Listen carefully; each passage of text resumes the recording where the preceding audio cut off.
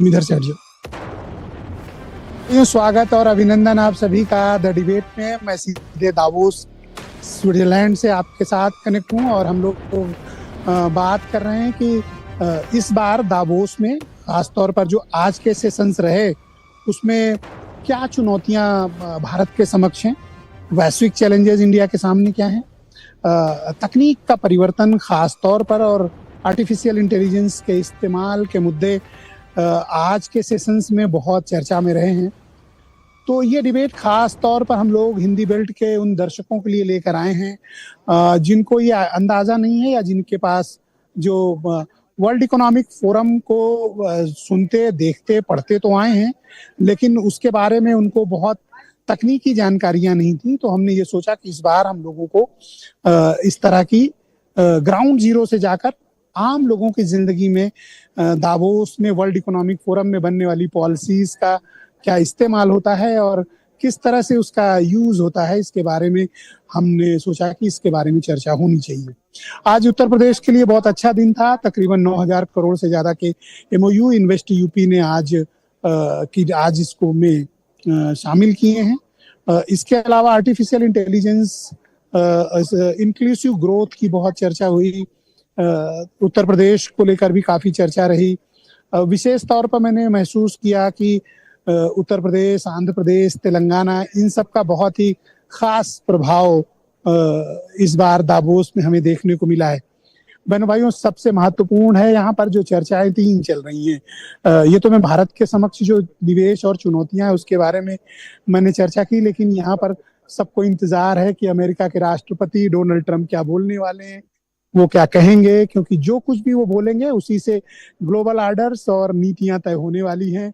तो सबको यहाँ पर जितनी भी पूरी मीडिया फ्रेटर्निटी दुनिया भर की मौजूद है उनको भी इंतजार है इस बात का कि डोनाल्ड ट्रंप क्या कहते हैं। और खास तौर पर जो जियो पॉलिटिकल टेंशंस इस वक्त चल रही हैं, खास तौर पर बहुत चुनौतीपूर्ण और विषम परिस्थितियां यूरोप के सामने अमेरिका ने उत्पन्न कर दी हैं, वो बहुत महत्वपूर्ण है क्योंकि पूरा यूरोप डोनाल्ड ट्रंप को सुनने के लिए तैयार है कि वो ग्रीनलैंड को लेकर क्या ओपिनियन रखते हैं। और खास तौर पर उन्होंने टैरिफ वार जो शुरू कर दिया है इसको लेकर भी यहाँ चर्चा है।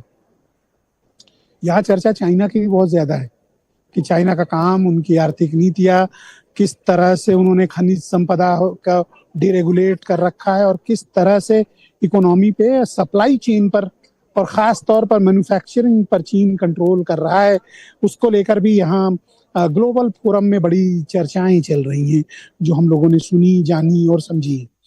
तो आज की चर्चा में हम इस विषय की बात करेंगे कि दावोस से क्या प्रमुख संदेश भारत को देना चाहिए, भारत की वैश्विक भूमिका क्या होनी चाहिए, विकास, निवेश, तकनीक, ऊर्जा, निवेश, इन सब के बारे में भारत की क्या पहल होनी चाहिए।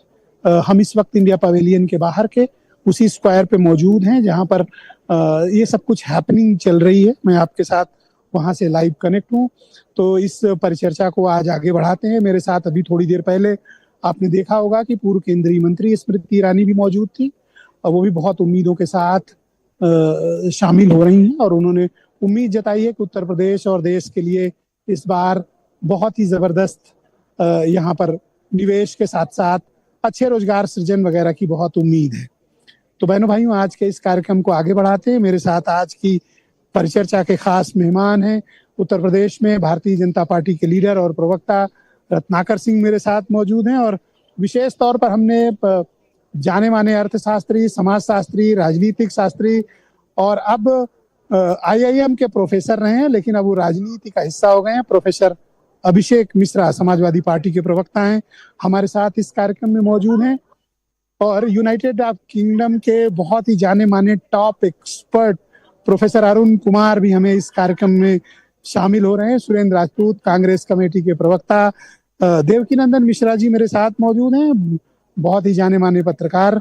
तो आप सभी का स्वागत और धन्यवाद इस कार्यक्रम में मुझे समय देने के लिए। तो मैं